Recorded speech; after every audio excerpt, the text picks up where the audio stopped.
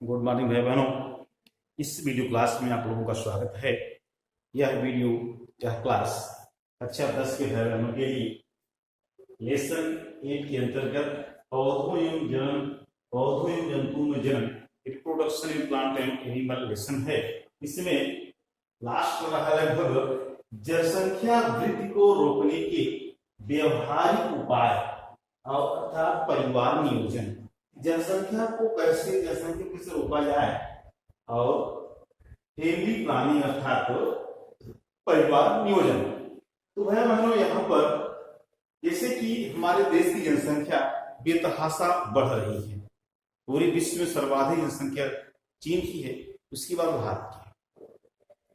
और ध्यान देने योग्य बात है कि जब कोई देश विकसित होता है तो विकसित होने के पीछे सबसे पहले उस देश की व्यवस्था अर्थात वहां की साक्षरता और साक्षरता के साथ साथ उसकी जनता के रहन सहन दोनों उसमें मुख्य होते हैं। वही देश विकसित होगा जिस देश की जनसंख्या साक्षर होगी और साथ साथ उसका रहन सहन उच्च स्तर का होगा और उसकी सोचने की शक्ति अर्थात समझदारी जो है उच्च होगी। इसके साथ साथ वह देश विकसित होगा जिनमें की मृत्यु दर 0 हो तथा जन्म दर भी जो है बहुत ज्यादा ना हो, जैसे 1% या उससे भी कम। इस प्रकार ऐसा देश ही विकसित कर सकता है। यहां पर यह जानना आवश्यक है कि साक्षरता व समृद्धि जनता का ध्यान सीमित परिवार की तरफ आकर्षित कर। क्या क्या? साक्षरता व समृद्धि का जो ज्ञान होगा वह जनता को सीमित परिवार की तरफ आकर्षित करती है। परिवार नियोजन के लिए परिवार कल्याण मंत्रालय केंद्र सरकार में केंद्र में एक मंत्रालय होता है, तो परिवार कल्याण मंत्रालय होता है। तो परिवार कल्याण मंत्रालय की ओर से कई कार्यक्रम चलाए गए हैं और अब जनता का ध्यान इस ओर आकर्षित होने लगा है कि परिवार नियोजन क्या है, सीमित परिवार कैसे हो सकता है, अर्थात परिवार कैसे सीमित किया जा सकता है। परिवार नियोजन के अंतर्गत जन्म दर को नियंत्रित करने के लिए बहुत से उपाय काम में लाए जाते हैं। इन सभी का प्रमुख उद्देश्य एक ही होता है कि निषेचन क्रिया को रोकी जाए, अर्थात अंडाणु और शुक्राणु को मिलने से रोका जाए। इन तरीकों में प्राकृतिक तरीके, रासायनिक तरीके, भौतिक तरीके आदि या शल्यात्मक क्रियाएं होती हैं जिनके द्वारा निषेचन क्रिया को रोक करके, जन्म दर को नियंत्रित करके, मृत्यु दर को रोक करके जनता को साक्षर व समृद्ध बना करके देश को सर्वोच्च बनाया जा सके। अतः यहाँ पर सीमित परिवार हेतु विभिन्न उपायों का विवेचन इस प्रकार से किया जाता है, जैसे बच्चों के जन्म के बीच की दूरी। एक बच्चा पैदा हुआ तो कम से कम उसके बीच दूसरे बच्चे के बीच में 5 वर्ष का समय हो, और इसके लिए करना यह है कि बीच में निषेचन क्रिया न होने पाए, अर्थात शुक्राणु अंडाणु को मिलने से रोका जा सके। इस प्रकार से बच्चों के जन्म के बीच की दूरी होनी चाहिए। यदि बीच में गर्भ रुक भी जाता है, स्त्री या माता गर्भधारण कर लेती है, स्त्री गर्भधारण कर लेती है, तो उसको गर्भपात कराया जा सके, ऐसे कानून व्यवस्था हो सके। इस प्रकार से बच्चों के जन्म के बीच की दूरी को बनाए रखी जाए। कम से कम 5 वर्ष, कितने वर्ष? 5 वर्ष जो है इनके बीच की व्यवस्था होनी चाहिए। विवाह की वृद्धि। विवाह पहले बाल विवाह होता था, उसके बाद 16-18 फिर इस समय जो है जो व्यवस्था दी गई है 20 से 25 वर्ष कर देना चाहिए। कितना? 20 से 25 वर्ष। 20 से 25 वर्ष अर्थात लड़की की उम्र 20 वर्ष, लड़की को 25 वर्ष। जब विवाह देर से होगा तो उनमें दाम्पत्य जीवन देर से आएगा, और दाम्पत्य जीवन देर से आने से बच्चे देर से उत्पन्न होंगे। इस प्रकार से जनसंख्या को रोका जा सकता है, सीमित किया जा सकता है।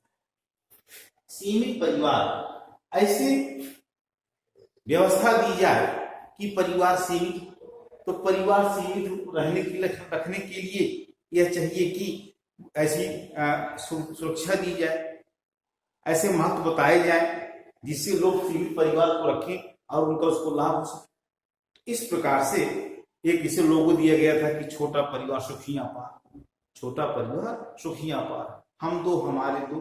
अब एक नया लोगो आ गया कि हम दो हमारे एक। इस प्रकार से सीमित परिवार रख करके ऐसे मन बसा करके बैठा करके जो परिवार सीमित होगा उसकी उन्नति ज्यादा होगी, उसको हो सकता है। प्रजनन निरोध ऐसी व्यवस्था की जाए ताकि निषेचन क्रिया हो ही न सके, दाम्पत्य जीवन में निषेचन क्रिया न हो सके, स्त्री पुरुष के साथ संबंध बने लेकिन शुक्राणु और अंडाणु आपस में मिल न सके, इसके लिए तमाम गर्भ निरोधक गोली, सुई, कंडोम, शल्यात्मक उपकरण आदि जनता को बताए जाए, उपलब्ध कराया जाए, चिकित्सा व्यवस्था दी जाए जिससे कि इनमें प्रजनन का निरोध हो सके और प्रजनन क्रिया न हो सके, जिससे अगला बच्चा न उत्पन्न हो सके। शिक्षा प्रबंध बहुत इंपॉर्टेंट है। शिक्षा प्रबंध, शिक्षा बहुत जरूरी है। जहां साक्षरता होती है वहां संख्या कम होती है। जो शिक्षित लोग होते हैं वो सीमित परिवार के अर्थ को समझते हैं और समझते हैं सीमित परिवार रहने से क्या क्या लाभ होंगे, क्या क्या इससे देश का लाभ होगा, हमारा लाभ होगा, विश्व कल्याण होगा। इस प्रकार से शिक्षा व्यवस्था बहुत जरूरी है। प्रत्येक स्तर पर शिक्षा दी जाए और यह बताया जाए कि सभी लोग शिक्षित हों, साक्षर हों, और शिक्षित जब होंगे तब वो परिवहन नियोजन के बारे में जानेंगे। इस प्रकार से शिक्षित व्यक्तियों को जरूर यह समझ में आता है कि परिवहन नियोजन जरूरी है। कानूनी व्यवस्था, ऐसी व्यवस्था कर दी जाए कि जनसंख्या नियंत्रण कंट्रोल हो जाए, एकदम कंट्रोल हो जाए।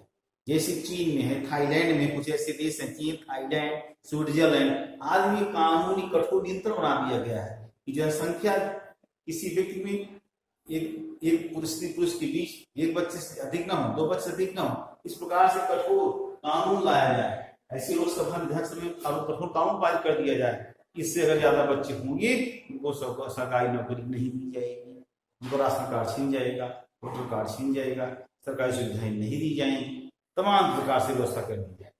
अगला आता है परिवार कल्याण संबंधी कार्यक्रमों को बढ़ावा देना। गवर्नमेंट को चाहिए, सरकार को चाहिए कुछ ऐसे कार्यक्रम लागू किए जाएं जिससे कि परिवार कल्याण संबंधी कार्यक्रम बढ़े। जैसे परिवार कल्याण संबंधी कार्यक्रमों में सीमित परिवार के बच्चों को निःशुल्क शिक्षा की व्यवस्था है। सरकार ऐसी कर दे जिसकी एक बच्चे हो या दो बच्चे हो, उसकी आजीवन पढ़ाई के लिए निःशुल्क व्यवस्था, उच्च संस्थानों में निःशुल्क व्यवस्था, इसके अतिरिक्त आने जाने की व्यवस्था, फीस, स्कॉलरशिप, इस तरह की व्यवस्था कर दी जाए। इसके अतिरिक्त सरकारी नौकरियों में उन माता पिताओं को प्राथमिकता दी जाए जिनके सीमित बच्चे, इलेक्शन लड़ने में उनको एडवांस रखा जाए। इस प्रकार से ऐसे तमाम कार्यक्रम चलाए जाएं जिससे उनको लाभ हो सके और लोग उनको देख करके परिवार को सीमित रखने के लिए विवश हो जाए कि वे भी अपने परिवार को सीमित रखने का उपाय सोचे, विकल्प सोचे। इस प्रकार से भाई बहनों इन उपायों को अपना करके परिवार सीमित परिवार किया जा सकता है। तो बच्चों के जन्म के बीच की दूरी, विवाह की आयु वृद्धि, सीमित परिवार, प्रजनन निरोध, शिक्षा प्रबंध, कानूनी व्यवस्था, परिवार कल्याण संबंधी कार्यक्रमों को बढ़ावा देकर परिवार को सीमित किया जा सकता है, इसमें कोई दो राय नहीं। अब दूसरा आता है कि परिवार नियोजन की विधियां। तो ऐसी क्या क्या विधियां हैं जिनसे परिवार को कम किया जा सकता है, नियोजित किया जा सकता है, अर्थात जनसंख्या भारत में बढ़े। तो परिवार नियोजन की विधियों में जो होते हैं दो विधियां हैं। एक अस्थायी विधियां हैं, अर्थात ये जो होती है वो मेथड्स ऑफ फैमिली प्लानिंग में ये टेम्पोररी अस्थायी विधियां हैं। इसमें निरोध का प्रयोग किया जाता है। इसका प्रयोग है निरोध का प्रयोग। निरोध एक ऐसा होता है जो स्त्री और पुरुष के शारीरिक संबंध बनाने के समय शुक्राणु को अंडाणु के से मिलने से रोक देता है। तो निरोध का में होता है यहाँ पे जो कंडोम होते हैं, क्या होते हैं वो कंडोम होते हैं। और कंडोम दो प्रकार के होते हैं, स्त्रियों के लिए भी कंडोम आता है, पुरुष के कंडोम आते हैं। इसका उपयोग करके ये प्रजनन क्रिया को रोक सकते हैं। दूसरा लूप ऑफ कॉपर टी, लूकोकार्पटी होती है जिसे स्त्रियों की यूरिन में प्रवेश कर करके उनके गर्भाशय में लगवा दिया जाता है प्रशिक्षित नर्स के द्वारा, तो वहां पर शुक्राणु जो है वो अंडाणु से मिल नहीं सकते हैं। लूकोकार्पटी का प्रयोग किया सकता है। फिर गर्भरोधक औषधियां, बहुत सी ऐसी औषधियां हैं जिनका प्रयोग करने से गर्भ को रोका जा सकता है। जैसे इसमें माला डी आती है, माला डी, सहेली, माला डी है, सहेली है, और भी हो सकती है, पल्स है, पल्स। ये इस तरीके से गोलियां हैं जिनका उपयोग करके गर्भ को हो सकता है, अर्थात इनको खाने से मेंस्ट्रुअल साइकिल के समय जो होगी ओवुलेशन नहीं होता है। जब ओवुलेशन नहीं होगा अर्थात अंडाणु नहीं निकलेगी तो गर्भधारण नहीं होगी। गर्भ सुइयां, ऐसे कुछ इंजेक्शन भी विकसित किए गए हैं जिनको पुरुष भी लगवा सकते हैं, महिला लग सकती है।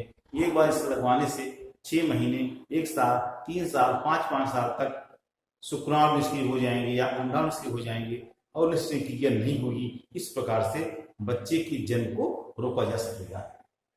गर्भ समापन बहुत इंपॉर्टेंट है। गर्भ समापन कानूनी व्यवस्था लेकर के अनचाहे गर्भ को समाप्त करने की व्यवस्था होनी चाहिए, है भी व्यवस्था।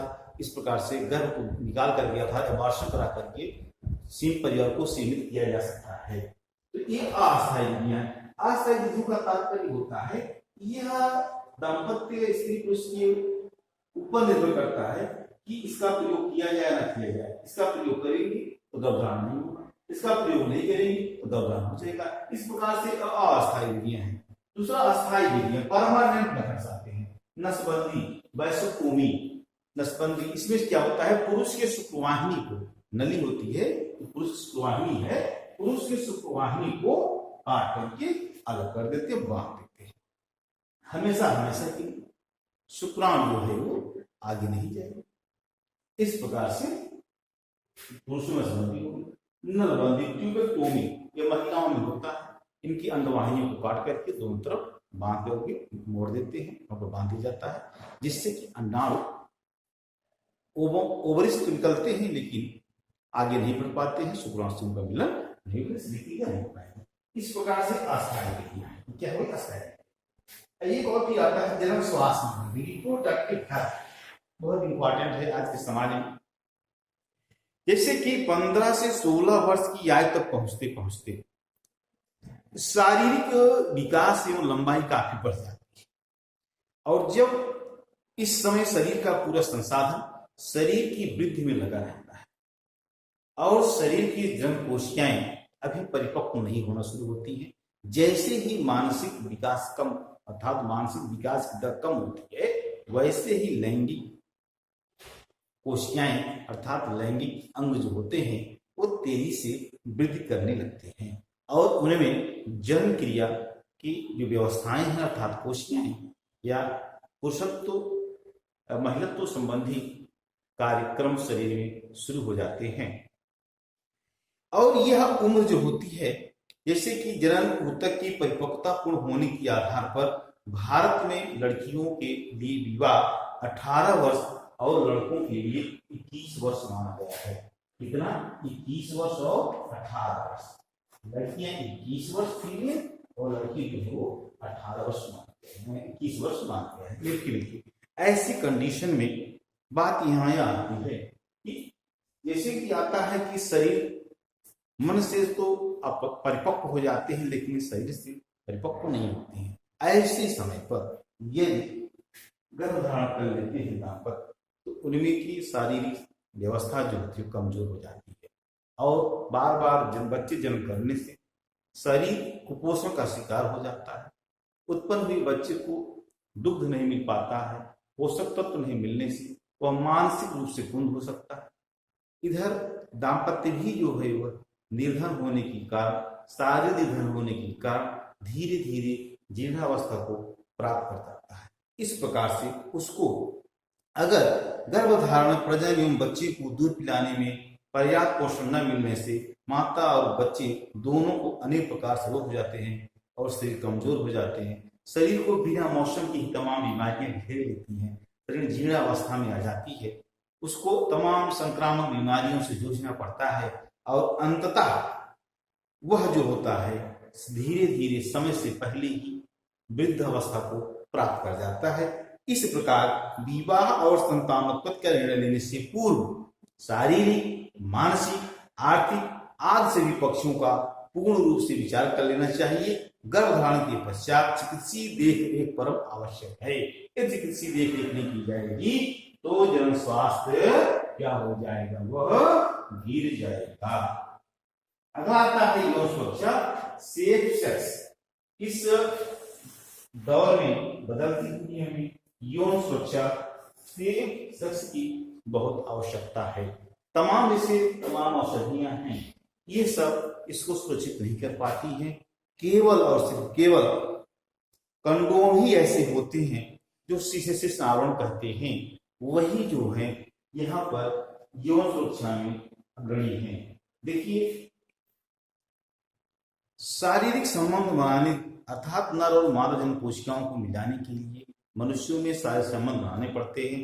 शारीरिक संबंध बनाने में पुरुषकालीन स्त्री की योनि में प्रवेश करता है और ऐसे तमाम द्रव निकलते हैं दोनों के शरीर से, जो एक दूसरे की शरीर के द्वारा अवशोषित कर लिए जाते हैं। ऐसे बहुत सी बीमारियां होती हैं जो एक दूसरे को ट्रांसफर हो जाती है और इसी को बचाने के लिए जिसे कहा गया है यौन सुरक्षा, सेफ सेक्स के लिए कंडोम का प्रयोग करना अति आवश्यक है।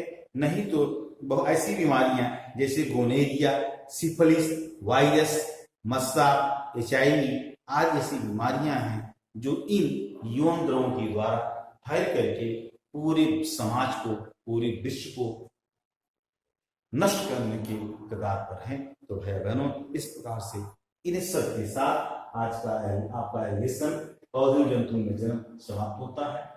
आप लोग वीडियो को अच्छे तरीके से देखिएगा, पढ़िएगा, सब्सक्राइब करिए, लाइक करिए, शेयर करिए। जहां कमी हो कमेंट द्वारा उसको पूछिए, उसको उत्तर दिया जाएगा। धन्यवाद।